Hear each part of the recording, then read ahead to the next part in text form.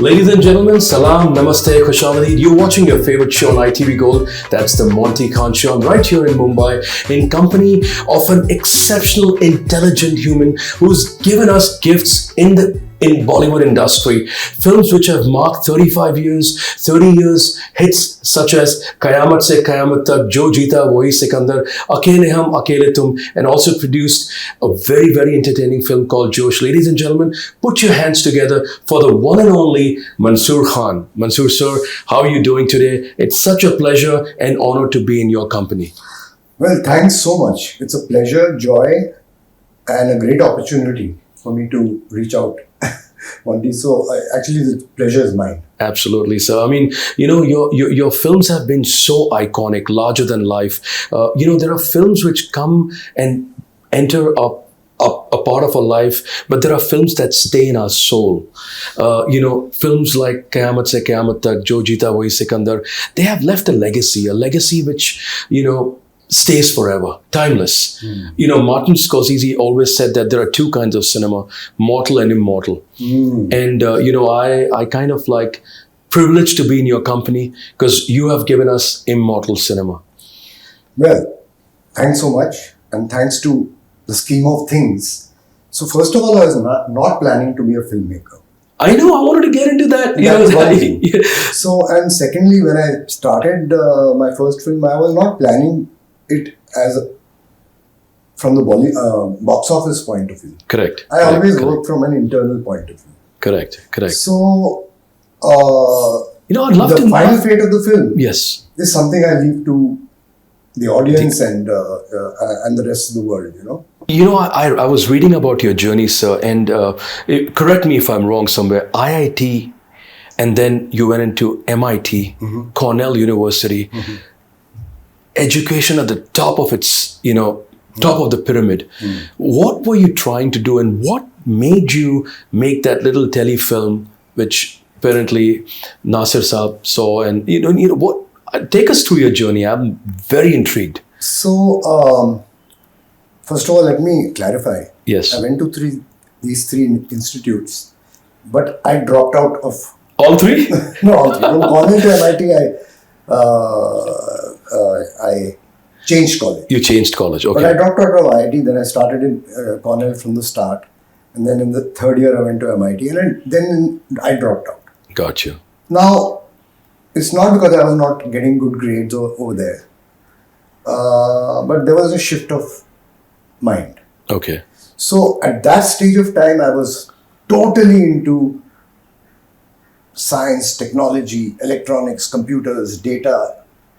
And that term artificial intelligence hadn't even come. Correct. Yeah. Correct. But I was intrigued by modern science and technology. And I felt one day, I want to know as much, and one day we'll know everything. Okay. That kind of illusion, which I'll talk about later in the context in the context of the book, correct. But that was not my realization then when I left MIT. I just suddenly saw myself like, okay, when I finish in a year's time, where will I be? Now, I was enjoying it as a student of, the journey of exploration and intrigue of knowledge and whatnot. But somehow I was beginning to get the feeling that I'll land up in some company, Texas Instruments, HP or India. Correct. And I'll be doing a 9-to-5 job. So you won't believe it that was the only thing that sort of made me lose my interest in what I was doing. Okay, I just saw that, and there was probably subconsciously some other awakening also, which I was not aware of. Right. But my first video film which I had made, which people haven't seen because it was a home film actually. A home film, correct. I was a cameraman, writer, director, editor. What was it called? It was called Umberto. Umberto, if we say it in English. Correct. It's a character's name. And it was all about a boy that doesn't want to fall into 9 to 5. The 9 to 5 routine. And he hates his neighbor, who's a boy whose name is Umberto. And he hates because his mother says, why are you not like him? And he wants to be carefree and, irresponsible actually. So I don't say that that's the way to go. Free. Free. He was not chained to a certain routine. Right. There are a few of us who can escape. We can still manage to work, but we are not tied into an industrial 9 to 5 thing. But I only saw that. You see what I mean? So that was what the film was about, and how he eventually loses his girl to Umberto and becomes like Umberto. So I said maybe I should, go abroad.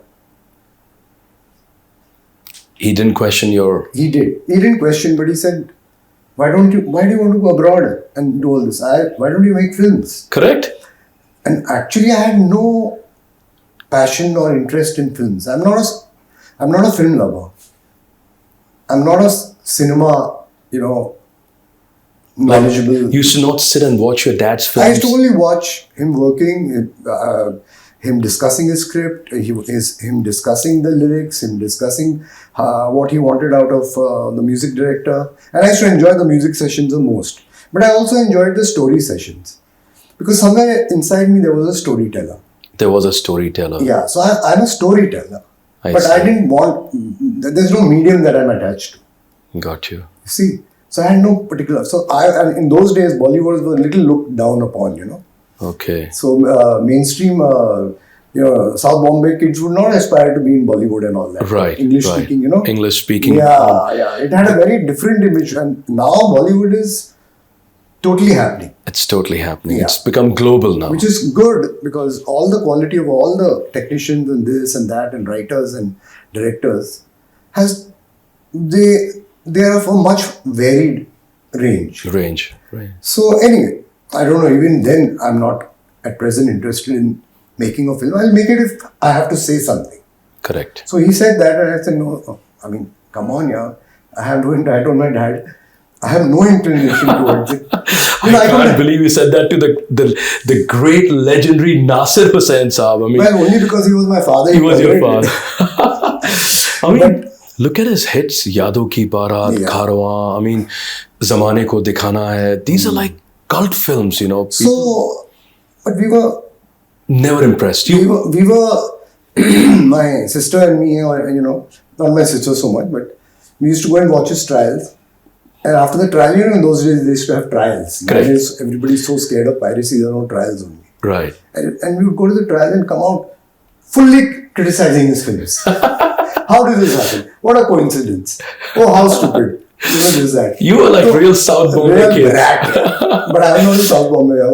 We were staying here. Which school did you go I to? went to Bombay Scottish. Bombay Scottish. So it's an ICSE school. Yes. Okay. But it's still, I would say it's a more level-headed school. I mean, we never got great achievements in sports and all that. But it was a good school. Good school, And yes. it is still a good school.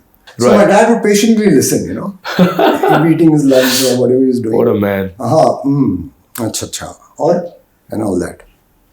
Then when we were exhausted of he would say, Acha, ek baat batao.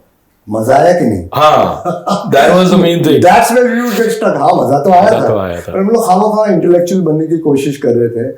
Or, because see, there were certain things in the earlier film that they used to take a little too much liberty. Yeah. With logic or, There was no logic or coincidence. Right. Things used to happen. You can take a certain amount of liberty. Correct. Or with coincidences. You can't have so many coincidences. The same tattoos on the hands and then meele mein bichhadna aur fir mil jana. So Well, that will be an eternal genre of Lost and Found is an eternal genre. lost and found, But yes. I'm not against Lost and Found. I'm against what all you do in it. How do the scenes evolve? Correct. In those scenes, there's too much coincidence. At the convenient time, the right person reached and said the right thing. Right thing. That kind of thing. Slightly nitpicky. So he was like, okay, I accept this, but Maza aaya. maza hai ki nahi. That's all. So he had a great sense of humor. So coming back to your journey, when you told him that you want to go to the United States, what was his take on that? He was a very loving father. He was a very family man. Not only us, but his sisters and his aunt in Bombay. And he was very family conscious. So he was not a film socializer. He had only one party a year on his birthday. Beautiful. And he only called close people who he had worked with. So in that sense, he felt emotionally sort of depressed or whatever. But he didn't say anything. He didn't try to convince me, which was very generous of him. And he let me go. And, in those days, matlab, just to get foreign exchange, to pay for Yeah. It must be a very expensive let's not go affair. into that. Yes. But yeah. And all that. I went through the whole journey. And when I came back, I didn't inform him. Are you kidding me? Yeah. You just came back. I just came back. You bought your own ticket. With my father's money. I came back. I just gifted my car to one friend, my sound system, whatever I couldn't carry back. And what I wanted to carry back, I carried back. I just went and met the dean of MIT. I said, "Sir, I want to Leave. So they are used to this thing of foreign students sometimes getting psychologically, Homesick. missing home or different culture. But it was not all that. So he said, yeah, but you're welcome to come within a year and you can, your student status is still valid. But even as he was saying it, I knew in my mind that I'm not coming back. You're not coming back. But I had no clue what I was going to do. Wow. I had absolutely no clue. So I came to India and my father's response was joy. He was happy. Yeah. कैसे नहीं होंगे, sir? I mean, he's seeing his So son he back. just didn't ask about that. It was joy. Wow. But his joy was short-lived because I was a terrible, terrible child at that point of time. Really? Yeah. How would you define that terrible? Why? God. Why? I mean, Were you like a tantrum baby? spoilt as hell. क्या कहते हैं उसको? You born with a silver spoon. Opinionated as hell. Born with a silver spoon. Born with the whatever is most expensive these days. A titanium Yeah. spoon. But there was this. Correct. But I was upset with the whole world. Hmm. Actually, I was upset with myself. Correct. But it would reflect as I'm angry with the whole world. Whole world. Rebel without a cause. That's a good word. Rebel without a cause. Yeah, and it's a great film. James Dean. James Dean. So the angst was a lot, and I probably offended my parents Correct. through my tantrums and whatever. But finally, I was introspective to realize later that it was all about me, not them. Correct. And in this state of trying to find myself, I started a video studio. Nobody had heard of video in India. But I started that, and A video library, like no, not library. A video shooting setup, like right now. a video that studio. You could edit on. Oh. Yeah, because before that, editing on video was not possible. Not possible. Pneumatic Okay. videos. Sony 5850. Oh, those big cameras. Oh. And the editing set. Anyway, so I started that. Then that did fairly well, but I was guilty, and in the back of my head, I was thinking, I'll test my hand at writing a short 20 scene script, which I'll shoot because I have the video cameras free and all that. So I did that, and that gave me the confidence. And my father, coming back to your question, that how did he feel that I could direct or Execute a beautiful Execute, and a exactly. full-fledged project. A so full-fledged. he saw that film, which in the end was not 20 minutes, it was 1 hour 40 minutes. It was turned out like almost a feature length. Like a telefilm. Yeah. And it had 2 songs and background music and sound. I did exactly like film, Wow. So he saw it, and as a writer and director, he felt, I have it. And even when I completed that film, I felt I could make a film. Nice. But my thing is that I'm not passionate about filmmaking. I'm passionate about communicating something. Right. So the natural script that was coming in my head was Jo Jeeta Wahi Sikandar. Jo Jeeta is basically about a spoiled boy like me. Correct. Of course, in a humorous way, in a cinematic way, so you don't actually hate him, you like him. Right. But yes, you want to give him a whack on the head and say, grow up. Grow up, yeah. Yeah. So I was writing Jojita, but I couldn't complete it, and my dad was writing QSQT, though it was not called that, for Amir. He was writing it for Amir. Yeah, Okay. he had Amir in mind. Correct. While he was penning it down, there was nobody else but Amir. First, he started, and somewhere along the line, Javed Saab said, okay, why not Amir? Yeah. Now, whether that was before he started writing or in his earlier, I don't know. But anyway, the point was, the objective was, it was a launch for Amir as far as he was concerned. And I was writing Jojita also with Amir in mind. Okay. Yeah, but my thing is not, okay, I'm launching Amir. Good God, I have to launch myself first. Yeah. Because you were your own priority at that point. No. I mean, I had my own uncertainties. About my skills or whatever. Correct. But I knew that I want to tell this story. I see. And you can tell the story of a loser who turns a winner through anything. It could be through cycling, it could be through cricket, boxing, arm wrestling, anything. Right. But I chose cycling. So anyway, it didn't get complete my script. So my dad said, why don't you direct this? Wow. So I was very apprehensive. I asked him, what kind of story? He says, a love story. I said, Daddy, every Hindi film is a love story. It's a love story, yeah. So what's so new about it? So that was another apprehension I had. I want to go in a different zone. Yeah. Try something new, which has never been done before. Not because for the heck of being new. Not just for the heck of it. There was no idea coming into my head. I don't mind playing an old premise, But whatever. I really felt like I wanted to communicate this journey of this guy. Because that's the reason why so many people relate to Jojita. Yes. Even beyond its time. So when you ask me... It is a movie which was made ahead of its time. I agree with you. Amir recognized that. And he was very, very...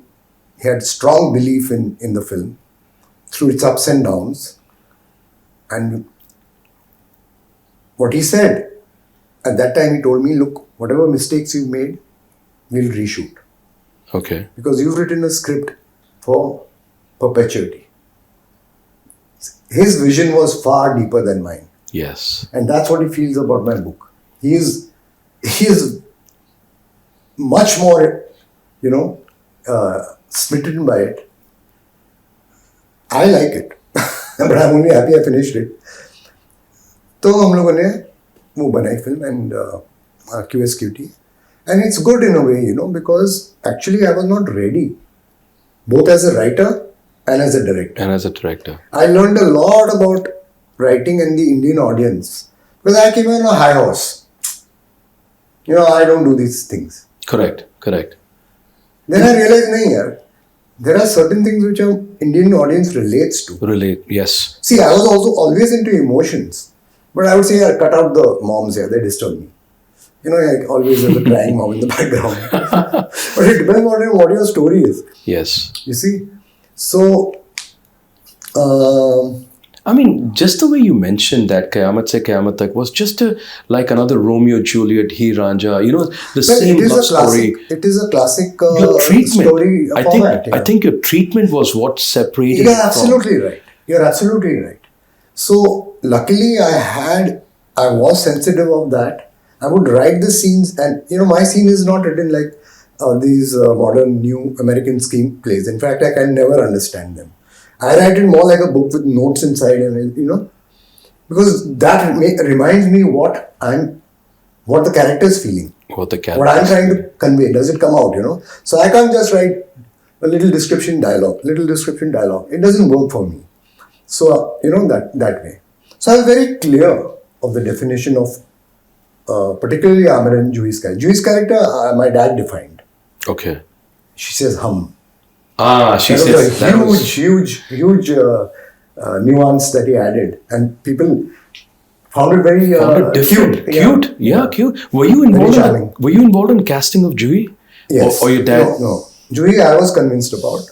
She had done in my video studio. She had done 1 or 2 ads. I never made ads, but I had the studio. So I had met her through that. And then I was thinking of doing a television serial. For that, I called her. And she sat across and we spoke. And just the way she was responding, of course she's a beautiful girl. But the way she was responding, the absolute spontaneity, naturalness, And the calmness and the, she Well, has something about There's a her. charisma which you can't define. A charisma that still, even till date, when you speak to her, that softness, she's not that really harsh kid, on the block. No, she's very mellow. Very mellow. Yeah. So I was convinced. So I said, I said, who do you want to cast? I mean, Amir to hai. Yeah. So who do you want to cast? But was Amir your first choice? See, I was planning Amir. I was choosing for Jojita if I had written. Correct. So I had nothing against, or I would not say no. And also, it was the precondition is that we are making this film. Film for Amir. So it no was doubt. a litmus test. So no matter what people might say about nepotism, the point is if either me or my dad or Amir had not proved good in our job, and we made 10 other films with Amir, and I made 10 more films which are horrible, then you can say nepotism doesn't work. Correct. But let's not get into that. Yes. The point is, I was worried about Amir only because he's a good-looking boy, Very good looking. very committed, Yes. very professional. Yes. He's as close to me as anybody can be. But he was too shy. Amir? Yeah, you don't know that Amir. Okay. So he was, all his siblings. If you meet Amir's mother, you'll know where his Shyness. gentleness comes from. Got it. Then, not now. So my concern was that whether he would be able to deliver in the sense of what Bollywood requires. Got it. And in the film, Amir, even in his first film, he aced those scenes, emotional scenes, crying scenes, sincere scenes, Yeah. And he had to work a little harder on the more flamboyant scenes, slightly. He is working on it. He's working on it. And certainly he's worked his, so... He had a lover boy image, not a Casanova, but Yeah. like the actual I think Romeo. that was another, my contribution was that this is, this boy, because my dad had always flamboyant characters. Right. Right. Shami Kapoor, Rishi Kapoor. Yeah, Vijay Arora. They had a flair. Flair. And that idea of image, image of the hero, my dad brought in. Right. The Elvis Presley from look. Tumsani, Yeah. I think this thing is going to be mostly about film, so let's just go ahead and this. But yeah, you'll have to give me another episode. Absolutely, sir. It's all yours. It's all yours. It's good. But I can't help. It's such a I just beautiful. told you I'll not It's such a speak about beautiful. films, but- It's such a beautiful narration. It's nostalgia. Yeah. Because and as we're going into Amir, your chemistry with your dad, the universe aligning, the stars aligning, and then you talk about this music, the entire package. Don't you think the music was another reason for this movie to be where it is? Because So first of all, I'm quite musically inclined. okay, I see that guitar in the back. Drum. No, I can't play the guitar. That's my son and daughter's guitar. Okay, But okay. I play the keyboards and I play all that. I do recording. Actually, my greatest interest in the film was recording and shooting the songs. Okay. Those were my joys. And a little bit of the story. I enjoyed the storytelling, but I hated shooting. I take too much stress. But Dad was there, no? No, he was never there. He never came on the Never set. came on set. Only once in Bangalore in the climax he just came, but never. So he gave you the reins and said, "Ride the horse." Totally. Wow. He had so much of faith in you, and you and Amir together. I guess. That is. I think that So is. that was his style. Yeah. So you were talking about the music. So how did you? Were you involved in? So I already knew Anand Milan before that. Okay. For that video film which I told you. Ah, So they were my first choice straight away because I'd already built a bond with them. got you. Because I could talk music with them. I could say, no, I don't like this progression. G minor, A major. Okay. So can we go somewhere? Things like that. And they were like bold over here.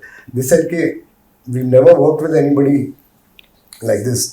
That may have been their first feature film, but they'd worked a lot with their dad for Yes, Bhojpuri films. for So they had a Bhojpuri. lot of experience of what goes. So we had a great bond. And in the arrangement or in the choice of instruments, I said, no, we'll record a live drum. In those days, only those tutung, tutung, tutung, and those drums had come in here. Correct. And everybody was going for that kind of sound. You know? And and I said this thing, and we got a live drum set on and nobody, even Ashok, the recordist, had to figure out, because nobody had mic drums for so long, but he was amazing. And he gave great sound, yeah. And that's where the song Papa Kehte Hain. And so, yeah, our first song was Ghazab Ka Hai Din. Ghazab Ka Hai Din. And I was very happy with it. And Anand, Milind and I, we had a great rapport. Wow. And visualizing the song was also my thing. And part of, which I guess most directors do. But but some directors for some kind of songs will leave it to the dance director. Okay. But my father always had a narration through the song. Yes. So he knows what he wants to communicate in each part of the song. So that was my contribution, yeah. That was beautiful. Just the way that she writes, she strikes off on that, on the calendar notes, and there is a storytelling even in the song. Nowadays, when you see the song, it's just crazy dancing. There is no storytelling in it. Yeah. So I think once in a while you can have a Diwali song or a Holi song or a festival song. Yeah. Then you know that this song is like, I have a carnival song. Carnival song. In Josh. But in that carnival, I have woven the story of what is happening. What is happening in the Where is Max Shahrukh gone? Got you. Aishwarya is looking like, where is he? Where is he? And in the end, he's come in the song and he's just got this disturbing news that we are actually bastards. And my father is this guy whose statue is here. Statues over here. You know what I mean? Yes. So it's a story turning moment also. Turning moment. And that song, Papa Kehte Hain, I mean, don't you ever relate to it somehow? That maybe it's something that, because coincides with your journey in life. It's such a beautiful song. 8 million. No. 8 million. If I would have thought about it too much, I wouldn't have recorded that song, those lyrics. If fail ho gaya to? Wow, what a thought classic. actually, I did communicate this to Mansoor Saab, which was the toughest part for me, but Mansoor Saab was immensely accommodating. Yes. Because my Urdu and Hindi were slightly unpolished. Okay. In those days. So I would struggle. Say, नहीं मंसूर भैया बताइए आप English में बताइए कि आप what is the feeling that or what It's amazing. Yeah, so I used to say, and the boys sing something like, everybody knows what they're going to do. Somebody's going to do this, somebody's going to do that. But I have no idea. No idea. So मैंने पापा word कहीं नहीं लाया था. I presented it this way. This way. I said, and then in the end he says, but I have a dream.